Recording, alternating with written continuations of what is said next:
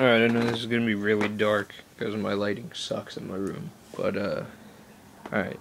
So, I have a problem with my laptop, and basically what it is I have it plugged in, the battery is in, everything. That should all be working. But then you sit there and you open it up, and then you press the power button, and absolutely nothing happens at all.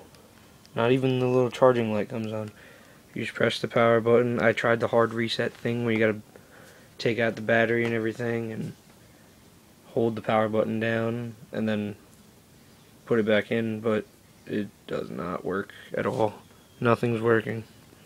So I have no idea what's wrong with this. It just completely stopped working. The battery was like about to die.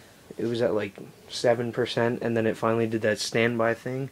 So it went to standby mode, and then I went and the thing just completely shut off, and then now it won't turn back on whatsoever.